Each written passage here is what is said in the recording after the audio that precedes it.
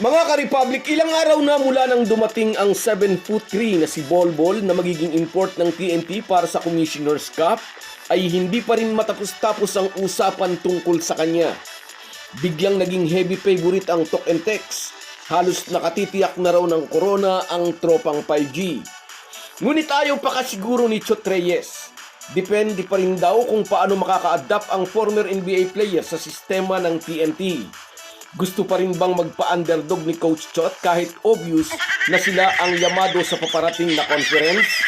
At heto pa ang matinding ibig palabasin ng ilang basketball aficionados. Galit daw ng TNT sa SMB ang nagtulak sa kanila para kuhanin si Bolbol. Pag-uusapan po natin yan, pero bago ang lahat ay maglalambing po ako sa inyo na isubscribe ninyo itong ating channel. At kung di masyadong makakaabala ay i-like at paki-share na rin ninyo. Malaking bagay po yan sa aming mga vlogger. Maraming salamat. Mga ka-Republic, balikan muna natin kung bakit galit ang talk and text.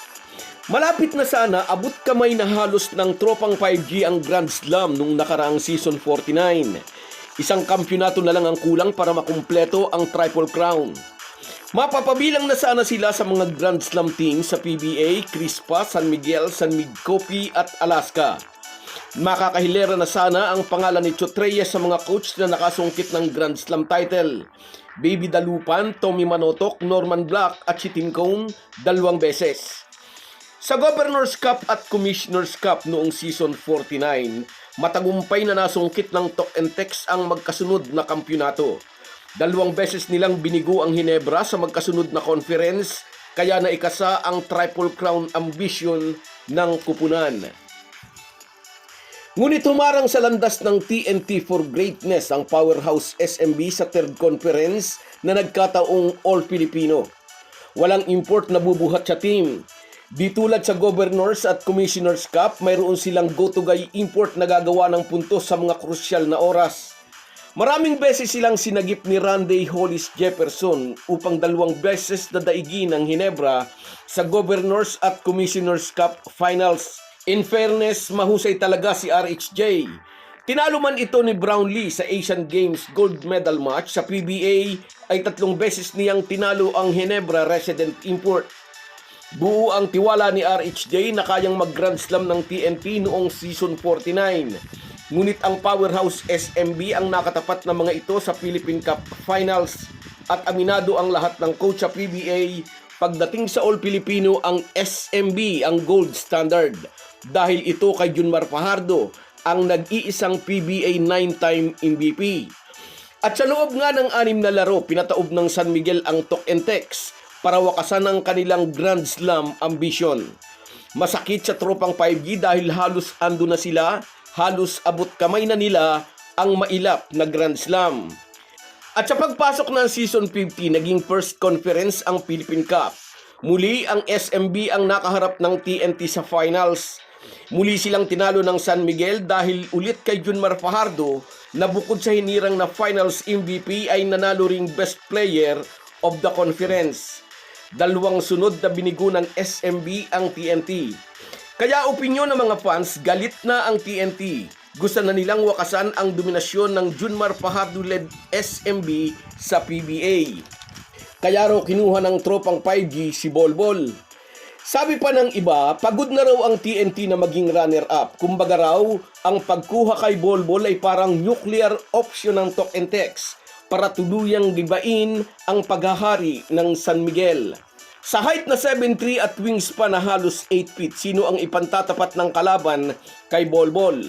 Nasanay daw si Junmar Fajardo na siya ang pinakamalaki, pero ngayon ay kailangan niyang tumingala sa former NBA player pag nagkaharap sila sa pintura. Hindi na raw po pwede ang baby hook shot ni Abay dahil maaabot ito ng mahabang kamay ng TNT Unicorn. Magiging mismatch nightmare si Bolbol kahit aling team ang makaharap ng TNT. May ball handling, may tira sa labas at kayang magdang kahit di tumalon ng mataas. Sabi ng kontrobersyal na sports writer na si Snow Badwa, sa TNT na raw ang paparating na conference, walang duda, na sinang-ayuna ng marami. Pumapangalwa na lang daw ang SMB sa lakas ng lineup ng tropang 5G. Nariyan si Poy Eram, may Henry Galinato na napakalaki ng improvement. Andyan din ang former MVP bigman na si Kelly Williams at huwag kalimutan si Brandon Ganuelas Roser. May sapat na armas na raw ang tropa ni Chotreyes para harangin ang mga local big si Junmar Fajardo habang si Bolbol naman ang sisira sa depensa ng SMB sa labas at sa loob. Pero alam din naman nating lahat, hindi papayag ang SMB na dihado sa labanan. Base sa mga report na umiikot sa PBA community, they are not rushing at careful daw sila sa pagpili ng import. Ang hinahanap daw nila according to Coach Leo Austria, hindi lang basta matangkad kundi isang versatile forward na kayang mag-stretch ng floor. Bakit? Para hindi raw magbanggaan ang pwesto ni Junmar at ng import. Gusto raw nila ang isang import na may tira sa labas para mapilitan si Bolbol na lumabas ng paint at maiwan si Junmar sa ilalim upang ibuli ang mga local bigs ng TNT. Gera ito mga idol. So guys, yan lang muna. Hanggang sa muli. Kahit gaano po tayo kabisi ay huwag po nating kalimutan ang ating buhay espiritual. Lagi po tayong magpasalamat sa bawat araw na dagdag sa ating buhay. Malaki po ang maitutulong ng pananalangin araw-araw.